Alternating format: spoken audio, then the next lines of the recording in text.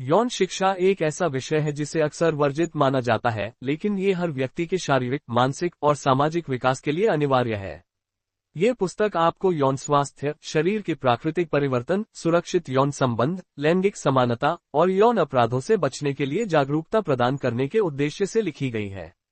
अध्याय 1, यौन शिक्षा का परिचय। यौन शिक्षा क्या है? यौन शिक्षा का तात्पर्य है मानव यौनिकता, यौन संबंधों, यौन स्वास्थ्य और प्रजनन स्वास्थ्य के बारे में जानकारी और समझ प्रदान करना। इसमें शारीरिक, भावनात्मक, सामाजिक और नैतिक पहलुओं को शामिल किया जाता है। यौन शिक्षा का उद्देश्य व्यक्तियों को उनके यौन जीवन के बारे में सूचित और जिम्मेदार निर्णय लेने के लिए सक्षम बनाना है। इसकी आवश्यकता और महत्व। यौन शिक्षा की आवश्यकता और महत्व कई कारणों से है। सही जानकारी का अभाव। बहुत से लोगों के पास यौनिकता और यौन स्वास्थ्य के बारे में गलत या अधूरी जानकारी होती है। यौन शिक्षा सही और विश्वसनीय जानकारी प्रदान करके इस कमी को दूर करती है। जिम्मेदार यौन व्यवहार। यौन शिक्षा व्यक्तियों को यौन संबंधों के बारे में जिम्मेदार निर्णय लेने में मदद करती है, जैसे कि गर्भनिरोधक का उपयोग और यौन संचारित संक्रमणों से बचाव। यौन स्वास्थ्य। यौन शिक्षा व्यक्तियों को अपने यौन स्वास्थ्य के बारे में जागरूक रहने और बीमारियों से बचने में मदद करती है। सम्मानजनक संबंध। यौन शिक्षा व्यक्तियों को स्वस्थ और सम्मानजनक यौन संबंध बनाने के लिए प्रोत्साहित करती है। यौन शोषण और दुर्व्यवहार से बचाव। यौन शिक्षा व्यक्तियों को यौन शोषण और दुर्व्यवहार के बारे में जागरूक करती है और उन्हें इससे बचाने के तरीके सिखाती है। समाज में यौन शिक्षा को लेकर मौजूद भ्रांतियां। समाज में यौन शिक्षा को लेकर कई भ्रांतियां मौजूद हैं, जैसे कि ये बच्चों को जल्दी यौन गतिविधियों में शामिल होने के लिए प्रोत्साहित करती है। ये युवाओं को अनैतिक बनाती है। ये परिवार और समाज के मूल्यों के खिलाफ है। इन भ्रांतियों के कारण बहुत से लोग यौन शिक्षा को गलत समझते हैं और इसका विरोध करते हैं। सही जानकारी का प्रभाव और मिथकों को तोड़ने की जरूरत। सही यौन शिक्षा व्यक्तियों के जीवन पर सकारात्मक प्रभाव डाल सकती है। यह उन्हें अपने यौन स्वास्थ्य के बारे में जागरूक रहने, जिम्मेदार यौन व्यवहार अपनाने और स्वस्थ यौन संबंध बनाने में मदद कर सकती है। इसलिए समाज में यौन शिक्षा के बारे में मौजूद मिथकों को तोड़ना और सही जानकारी का प्रसार करना जरूरी है। यौन शिक्षा केवल यौन संबंधों के बारे में जानकारी प्रदान करने तक सीमित नहीं है।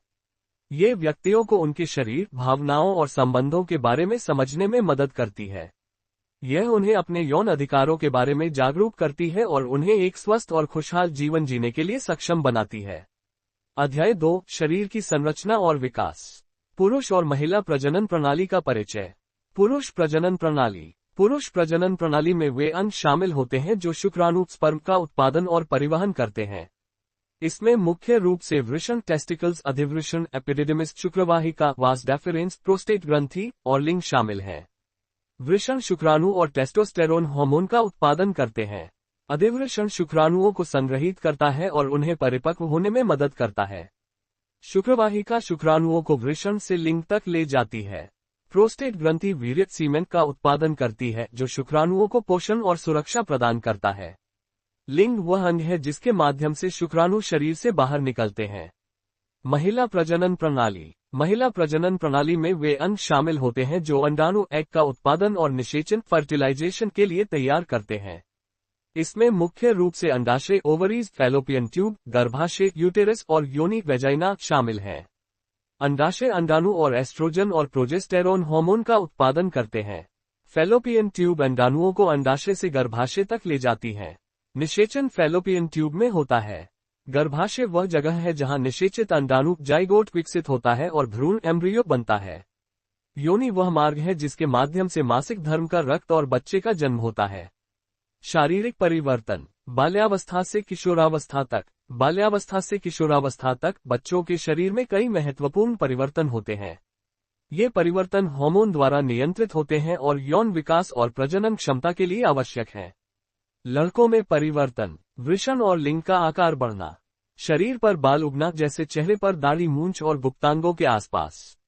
आवाज का भारी होना। मांसपेशियों का विकास। लड़कियों में परिवर्तन। स्तनों का विकास। मासिक धर्म की शुरुआत। शरीर पर बाल उगना, जैसे गुप्तांगों के आसपास।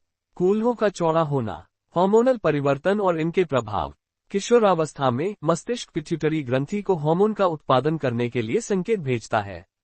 ये हार्मोन यौन अंगों को विकसित करने और यौन विशेषताओं को विकसित करने के लिए उत्तेजित करते हैं। हार्मोनल परिवर्तन न केवल शारीरिक विकास को प्रभावित करते हैं, बल्कि भावनात्मक और मानसिक स्वास्थ्य को भी प्रभावित कर सकते हैं।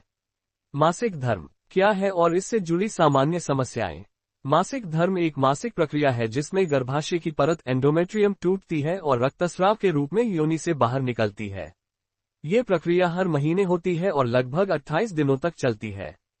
मासिक धर्म से जुड़ी कुछ सामान्य समस्याएं हैं। मासिक धर्म में दर्द, अनियमित मासिक धर्म, भारी रक्तस्राव, मासिक धर्म से पहले सिंड्रोम, सामाजिक भ्रांतियां और जागरूकता। मासिक धर्म के बारे में समाज में कई भ्रांतियां मौजूद हैं। कुछ संस्कृतियों में मासिक धर्म को अपवित्र या शर्मनाक माना जाता है। इन भ्रांतियों के कारण महिलाओं को मासिक धर्म के बारे में खुलकर बात करने में संकोच होता है। यौन शिक्षा मासिक धर्म के बारे में जागरूकता बढ़ाने और भ्रांतियों को दूर करने में महत्वपूर्ण भूमिका निभा सकती है। सही जानकारी महिलाओं को मासिक धर्म से जुड़ी समस्याओं का सामना करने और स्वस्थ रहने में मदद कर सकती है। अध्याय 3 यौन स्वास्थ्य और स्वच्छता। यह अध्याय यौन स्वास्थ्य और स्वच्छता के महत्व पर प्रकाश डालता है। ये व्यक्तिगत स्वच्छता, यौन संचारित संक्रमणों, गर्भधारण और गर्भनिरोधक के बारे में जानकारी प्रदान करता है। व्यक्तिगत स्वच्छता का महत्व। व्यक्तिगत स्वच्छता हमारे शारीरिक और मानसिक स्वास्थ्य के लिए बहुत महत्वपूर्ण है। ये हमें बीमारियों से बचाने और स्वस्थ रहने में मदद करता है। यौन स्वास्थ्य के लिए व्यक्तिगत स्वच्छता का विशेष महत्व है। जननांगों की स्वच्छता संक्रमणों को रोकने और यौन स्वास्थ्य को बनाए रखने में मदद करती है। यौन संक्रमण और रोग। यौन संक्रमण और रोग बैक्टीरिया, वायरस या परजीवी के कारण होते हैं जो यौन संपर्क के माध्यम से फैलते हैं। इन संक्रमणों के कई प्रकार और लक्षण होते हैं। कुछ सामान्य यौन संक्रमणों में शामिल हैं chlamydia, gonorrhoea, syphilis, HPV, HIV। इन संक्रमणों के लक्षणों में जननांगों में दर्द, खुजली, जलन, असामान्य स्राव और घाव शामिल हो सकते हैं। यदि आपको कोई लक्षण दिखाई देता है तो तुरंत डॉक्टर से सलाह लें। यौन संक्रमणों को रोकने के लिए सबसे अच्छा तरीका है कि आप सुरक्षित यौन संबंध बनाएं। इसका मतलब है कि आप हर बार यौन संबंध बनाते समय कॉन्डोम का उपयोग करें। आप अपने यौन साथी के साथ अपने यौन इतिहास के बारे में बात करें और नियमित रूप से यौन स्वास्थ्य जांच करवाएं। गर्भधारण और गर्भनिरोधक के उपाय। गर्भधारण एक जटिल प्रक्रिया है जिसमें शुक्राणु और अंडाणु का मिलन होता है। यदि आप गर्भवती नहीं होना चाहती हैं तो आपके लिए गर्भनिरोधक के कई उपाय उपलब्ध हैं। इन उपायों में शामिल हैं कॉन्डोम, गर्भनिरोधक गोलियां, अंतर्गर्भाशयी उपकरण, इंजेक्शन, प्रत्यारोपण। गर्भनिरोधक के सभी उपायों की अपनी अपनी विशेषताएं और दुष्प्रभाव होते हैं। आपके लिए कौन सा उपाय सबसे अच्छा है, ये जानने के लिए डॉक्टर से सलाह लें। यह अध्याय केवल सूचनात्मक उद्देश्यों के लिए है। यदि आपके कोई प्रश्न या चिंताएं हैं तो कृपया डॉक्टर से सलाह लें। अध्याय 4 भावनात्मक और मानसिक पहलू। यह अध्याय यौन स्वास्थ्य के भावनात्मक और मानसिक पहलुओं पर प्रकाश डालता है। ये यौन इच्छाओं और भावनाओं को समझने, प्रेम, आकर्षण और रिश्तों की समझ, ना कहने और अपनी सीमाओं का सम्मान करने और आत्मसम्मान और आत्मविश्वास के निर्माण के बारे में जानकारी प्रदान करता है। यौन इच्छाओं और भावनाओं को समझना। यौन इच्छाएं और भावनाएं मानव अनुभव का एक सामान्य और स्वाभाविक हिस्सा है। इन्हें समझना और स्वीकार करना महत्वपूर्ण है। यौन इच्छाएं शारीरिक, भावनात्मक और सामाजिक कारकों से प्रभावित हो सकती हैं। अपनी यौन इच्छाओं को समझने से आपको ये तय करने में मदद मिल सकती है कि आपके लिए क्या सही है और क्या नहीं। अपनी भावनाओं को पहचानें, अपनी यौन भावनाओं के बारे में जागरूक रहें। आप कैसा महसूस कर रही हैं, इसे समझने की कोशिश करें। अपनी इच्छाओं को स्वीकार करें, अपनी यौन इच्छाओं को स्वीकार करें और उनके बारे में शर्मिंदा या दोषी महसूस न करें। अपनी सीमाओं को जानें, अपनी यौन सीमाओं को जानें और उनका सम्मान करें। प्रेम, आकर्षण और रिश्तों की समझ। प्रेम, आकर्षण और रिश्ते मानव जीवन के महत्वपूर्ण पहलू हैं। इन भावनाओं को समझना और स्वस्थ रिश्ते बनाना सीखना महत्वपूर्ण है। प्रेम एक गहरी और मजबूत भावना है जो दो लोगों को एक साथ लाती है। ये स्नेह, देखभाल और जुड़ाव की भावनाओं से चिन्हित है। आकर्षण एक भावना है जो हमें किसी दूसरे व्यक्ति की ओर खींचती है। ये शारीरिक, भावनात्मक और व्यक्तित्व कारकों से प्रभावित हो सकता है। रिश्ते दो लोगों के बीच एक जुड़ाव है। ये दोस्ती, परिवार या रोमांटिक रिश्ता हो सकता है। स्वस्थ रिश्तों में आपसी सम्मान, विश्वास और संचार शामिल होता है। ना कहना और अपनी सीमाओं का सम्मान करना। अपनी सीमाओं को जानना और उनका सम्मान करना महत्वपूर्ण है। आपको ये जानने का अधिकार है कि आप क्या करने के लिए तैयार हैं और क्या नहीं। ना कहने में संकोच न करें, खासकर जब बात यौन संबंधों की हो। अपनी सीमाओं को जानें, अपनी यौन सीमाओं को जानें और उनका सम्मान करें। ना कहने में संकोच न करें, यदि आप कुछ नहीं करना चाहती हैं, तो ना कहने में संकोच न करें। अपनी बात को स्पष्ट करें, अपनी बात को स्पष्ट और आत्मविश्वास से कहें। आत्मसम्मान और आत्मविश्वास का निर्माण। आत्मसम्मान और आत्मविश्वास अच्छे मानसिक और भावनात्मक स्वास्थ्य के लिए आवश्यक है। अपने आप को स्वीकार करना और अपनी क्षमताओं पर विश्वास करना महत्वपूर्ण है। अपनी ताकत पर ध्यान दें, अपनी ताकत और सकारात्मक गुणों पर ध्यान दें। अपनी उपलब्धियों का जश्न मनाएं, अपनी उपलब्धियों, चाहे वे कितनी भी छोटी क्यों न हो, का जश्न मनाएं। अपने आप पर विश्वास करें, अपने आप पर विश्वास करें और अपनी क्षमताओं पर भरोसा रखें। सुरक्षित यौन व्यवहार। यह अध्याय सुरक्षित यौन व्यवहार के महत्व पर प्रकाश डालता है। ये सहमति, सुरक्षित यौन संबंध के उपायों और अनचाहे गर्भ और यौन संक्रमण से बचाव के बारे में जानकारी प्रदान करता है। सहमति, कॉन्सेंट का महत्व। सहमति यौन संबंध के लिए सबसे महत्वपूर्ण पहलू है। सहमति का मतलब है कि हर व्यक्ति को यौन गतिविधि में शामिल होने से पहले, दौरान और बाद में अपनी इच्छा व्यक्त करने का अधिकार है। सहमति स्पष्ट होनी चाहिए। सहमति स्पष्ट और बिना किसी दबाव के दी जानी चाहिए। सहमति कभी भी वापस ली जा सकती है, किसी भी समय यौन गतिविधि से पीछे हटने का अधिकार है। सहमति अनुमानित नहीं की जा सकती। पिछली यौन गतिविधियों या संबंधों के आधार पर सहमति का अनुमान नहीं लगाया जा सकता है। सुरक्षित यौन संबंध के लिए उपाय। सुरक्षित यौन संबंध का मतलब है कि आप और आपका साथी दोनों यौन संचारित संक्रमणों, एसटीआई और अनचाहे गर्भ से सुरक्षित हैं। कॉन्डोम का उपयोग करें। हर बार यौन संबंध बनाते समय कॉन्डोम का उपयोग करें। कॉन्डोम एसटीआई और अनचाहे गर्भ से बचाने का सबसे अच्छा तरीका है। अपने साथी के साथ खुलकर बात करें। अपने यौन इतिहास और स्वास्थ्य के बारे में अपने साथी के साथ खुलकर बात करें। नियमित रूप से एसटीआई की जांच करवाएं। यदि आप यौन रूप से सक्रिय हैं, तो नियमित रूप से एसटीआई की जांच करवाएं। अनचाहे गर्भ और यौन संक्रमण से बचाव।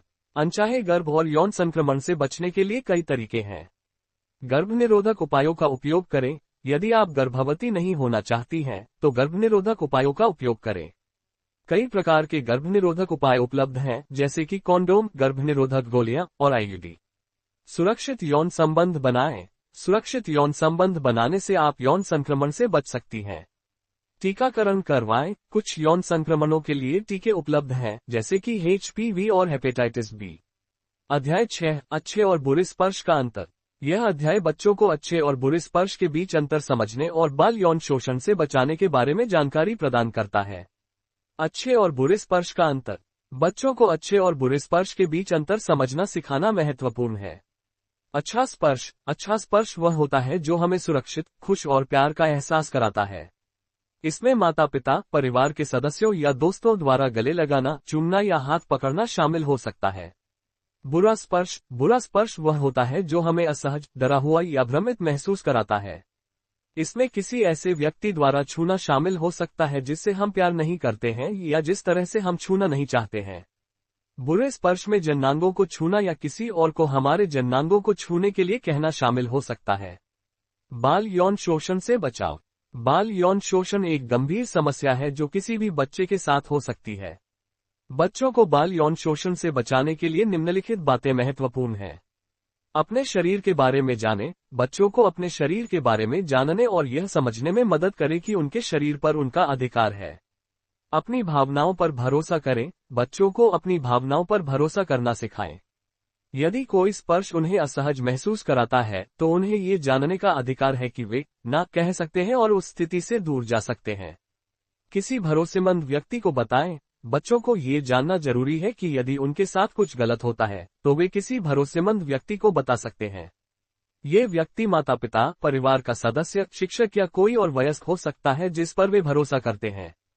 बच्चों को सुरक्षा के लिए जागरूक करना। बच्चों को सुरक्षा के लिए जागरूक करने के लिए निम्नलिखित बातें महत्वपूर्ण हैं। अच्छे और बुरे स्पर्श के बारे में बात करें। बच्चों के साथ अच्छे और बुरे स्पर्श के बारे में खुलकर बात करें।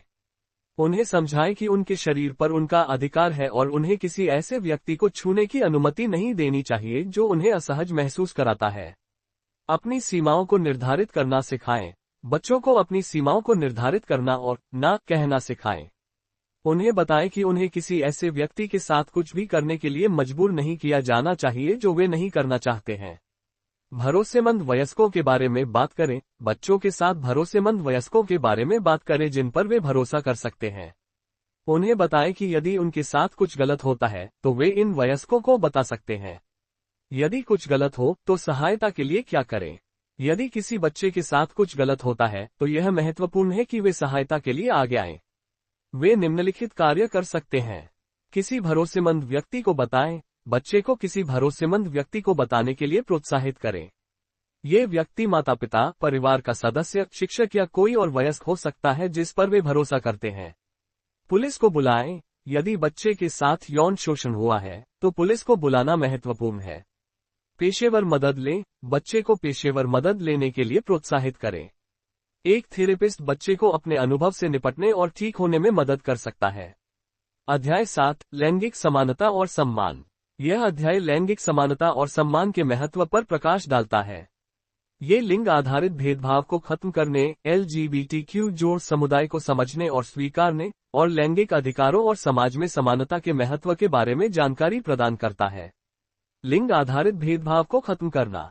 लिंग आधारित भेदभाव का मतलब है कि किसी व्यक्ति के लिंग के आधार पर उसके साथ अनुचित व्यवहार किया जाता है।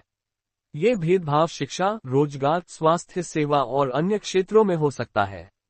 लिंग आधारित भेदभाव को खत्म करना लैंगिक समानता और न्याय के लिए आवश्यक है। लिंग आधारित रूढ़ियों को चुनौती दें। लिंग आधारित रूढ़ियां वे विचार हैं कि पुरुषों और महिलाओं को कैसा व्यवहार करना चाहिए या क्या करने में सक्षम होना चाहिए। इन रूढ़ियों को चुनौती देना और लोगों को उनकी व्यक्तिगत क्षमताओं के आधार पर आंकना महत्वपूर्ण है। समान अवसर प्रदान करें। सभी लोगों को शिक्षा, रोजगार और अन्य अवसरों तक समान पहुंच प्रदान करना महत्वपूर्ण है, चाहे उनका लिंग कुछ भी हो।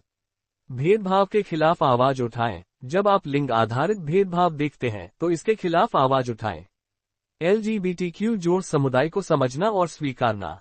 LGBTQ+ समुदाय में लेस्बियन, गे, बाइसेक्सुअल, ट्रांसजेंडर और क्वीर लोग शामिल हैं। इन लोगों को अक्सर समाज में भेदभाव और उत्पीड़न का सामना करना पड़ता है। LGBTQ+ समुदाय को समझना और स्वीकारना लैंगिक समानता और सम्मान के लिए आवश्यक है। LGBTQ+ लोगों के बारे में जानें। LGBTQ+ लोगों और उनके अनुभवों के बारे में जानने के लिए प्रयास करें। LGBTQ+ लोगों के प्रति सम्मानजनक व्यवहार करें। LGBTQ+ लोगों के साथ उसी तरह का सम्मानजनक व्यवहार करें जैसा आप दूसरों के साथ करते हैं। LGBTQ+ अधिकारों के लिए खड़े हों। LGBTQ+ लोगों के अधिकारों के लिए आवाज उठाएं और उनके समर्थन में खड़े हों। लैंगिक अधिकार और समाज में समानता का महत्व। लैंगिक अधिकार मानव अधिकार हैं जो सभी लोगों को उनकी लिंग पहचान या यौन अभिविन्यास की परवाह किए बिना प्राप्त होने चाहिए। इन अधिकारों में शामिल हैं समानता का अधिकार। कानून के समक्ष सभी लोग समान हैं और उन्हें समान सुरक्षा और अवसर का अधिकार है। स्वतंत्रता का अधिकार। सभी लोगों को अपनी राय, विचारों और विश्वासों को व्यक्त करने की स्वतंत्रता है। सुरक्षा का अधिकार। सभी लोगों को हिंसा और भेदभाव से सुरक्षा का अधिकार है।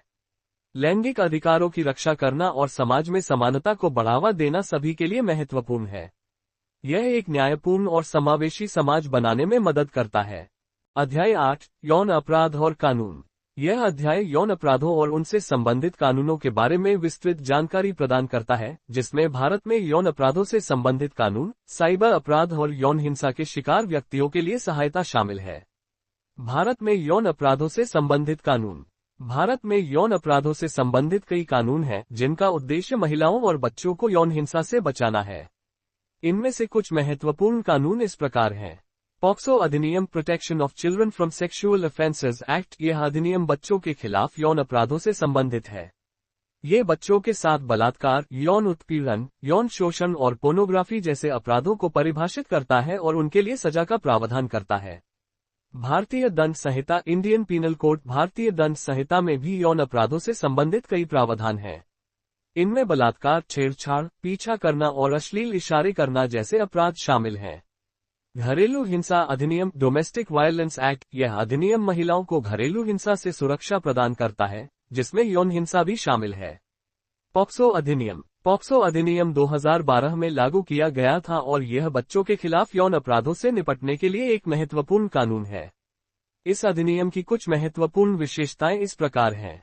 बच्चों की परिभाषा। इस अधिनियम में बच्चा शब्द का अर्थ 18 वर्ष से कम आयु का कोई भी व्यक्ति है।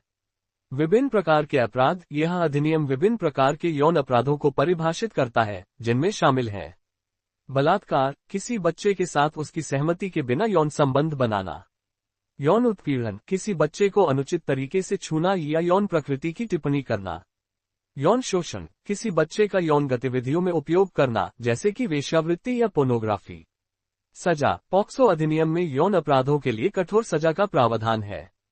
बलात्कार के लिए न्यूनतम सजा 10 वर्ष है, जिसे आजीवन कारावास तक बढ़ाया जा सकता है। यौन उत्पीड़न और यौन शोषण के लिए भी विभिन्न सजाओं का प्रावधान है। विशेष न्यायालय। पॉक्सो अधिनियम के तहत यौन अपराधों के मामलों की सुनवाई के लिए विशेष न्यायालयों की स्थापना की गई है। पीड़ितों के अधिकार। पॉक्सो अधिनियम पीड़ितों को कई अधिकार प्रदान करता है, जिनमें शामिल हैं गोपनीयता का अधिकार, पीड़ित की पहचान को गोपनीय रखा जाएगा। मुफ्त कानूनी सहायता का अधिकार, पीड़ित को मुफ्त कानूनी सहायता प्राप्त करने का अधिकार है। मनोवैज्ञानिक सहायता का अधिकार, पीड़ित को मनोवैज्ञानिक सहायता प्राप्त करने का अधिकार है। यौन उत्पीड़न से जुड़े अन्य प्रावधान। पॉक्सो अधिनियम के अलावा यौन उत्पीड़न से संबंधित अन्य प्रावधान भी हैं। इनमें शामिल हैं भारतीय दंड संहिता की धारा 354। ये धारा महिलाओं के खिलाफ यौन उत्पीड़न से संबंधित है। कार्यस्थल पर महिलाओं का यौन उत्पीड़न निवारण, निषेध और निवारण अधिनियम। यह अधिनियम कार्यस्थल पर महिलाओं के यौन उत्पीड़न से संबंधित है। साइबर अपराध। साइबर अपराध वे अपराध हैं जो कंप्यूटर और इंटरनेट के माध्यम से किए जाते हैं। साइबर अपराधों में यौन उत्पीड़न, पीछा करना, अश्लील सामग्री भेजना और धोखाधड़ी जैसे अपराध शामिल हो सकते हैं। ऑनलाइन सुरक्षा के उपाय। ऑनलाइन सुरक्षा के लिए निम्नलिखित उपाय किए जा सकते हैं। मजबूत पासवर्ड का उपयोग करें। अपने सभी ऑनलाइन खातों के लिए मजबूत पासवर्ड का उपयोग करें। अपनी व्यक्तिगत जानकारी को सुरक्षित रखें। अपनी व्यक्तिगत जानकारी को ऑनलाइन साझा न करें। अजनबियों से सावधान रहें। ऑनलाइन अजनबियों से सावधान रहें और उनसे अपनी व्यक्तिगत जानकारी साझा न करें। एंटीवायरस सॉफ्टवेयर का उपयोग करें। अपने कंप्यूटर और मोबाइल उपकरणों पर एंटीवायरस सॉफ्टवेयर का उपयोग करें। यौन हिंसा के शिकार व्यक्तियों के लिए सहायता। यदि आप यौन हिंसा के शिकार हुए हैं तो आप सहायता के लिए कई संगठनों से संपर्क कर सकते हैं। इनमें शामिल हैं राष्ट्रीय महिला आयोग। राष्ट्रीय महिला आयोग महिलाओं के अधिकारों के लिए काम करता है और यौन हिंसा के शिकार महिलाओं को सहायता प्रदान करता है। Childline India foundation. Childline India foundation बच्चों के अधिकारों के लिए काम करता है और यौन हिंसा के शिकार बच्चों को सहायता प्रदान करता है। गैर सरकारी संगठन। कई गैर सरकारी संगठन यौन हिंसा के शिकार व्यक्तियों को सहायता प्रदान करते हैं। आप इन संगठनों से संपर्क कर सकते हैं और उनसे सलाह और सहायता ले सकते हैं। अध्याय 9। माता पिता और शिक्षकों की भूमिका। यह अध्याय बच्चों के यौन स्वास्थ्य और शिक्षा में माता पिता और शिक्षकों की महत्वपूर्ण भूमिका पर प्रकाश डालता है। इसमें बच्चों को यौन शिक्षा देने का सही समय, खुलकर बात करने का महत्व और बच्चों को विश्वास दिलाना और उनकी समस्याएं सुनने के बारे में जानकारी शामिल है। बच्चों को यौन शिक्षा देने का सही समय। बच्चों को यौन शिक्षा देने का कोई एक सही समय नहीं होता है। ये बच्चे के विकास, उनकी जिज्ञासा और माता पिता या शिक्षक की सहजता पर निर्भर करता है। हालांकि कुछ सामान्य दिशानिर्देश दिए जा सकते हैं। शुरुआती बचपन 3 से 5 वर्ष। इस उम्र में बच्चों को उनके शरीर के अंगों के नाम, अच्छे और बुरे स्पर्श के बीच अंतर और अपने शरीर पर अपने अधिकार के बारे में सिखाना चाहिए। मध्य बचपन 6 से 12 वर्ष। इस उम्र में बच्चों को यौन, प्रजनन और यौन संचारित संक्रमणों के बारे में बुनियादी जानकारी दी जा सकती है। किशोरावस्था 13 से 19 वर्ष। इस उम्र में बच्चों को यौन संबंध, गर्भनिरोध और यौन स्वास्थ्य के बारे में अधिक विस्तृत जानकारी दी जानी चाहिए। ये याद रखना महत्वपूर्ण है कि यौन शिक्षा एक सतत प्रक्रिया है। बच्चों को उनकी उम्र और विकास के स्तर के अनुसार जानकारी दी जानी चाहिए। खुलकर बात करने का महत्व। बच्चों के साथ यौन विषयों पर खुलकर बात करना बहुत महत्वपूर्ण है। इससे उन्हें ये समझने में मदद मिलेगी कि यौन स्वास्थ्य एक सामान्य और स्वस्थ हिस्सा है और उन्हें अपने शरीर और अपनी भावनाओं के बारे में कोई भी सवाल पूछने में संकोच नहीं करना चाहिए। माता पिता और शिक्षकों को बच्चों के साथ यौन विषयों पर खुलकर बात करने के लिए एक सुरक्षित और आरामदायक माहौल बनाना चाहिए। उन्हें बच्चों के सवालों का ईमानदारी से और धैर्य से जवाब देना चाहिए। बच्चों को विश्वास दिलाना और उनकी समस्याएं सुनना।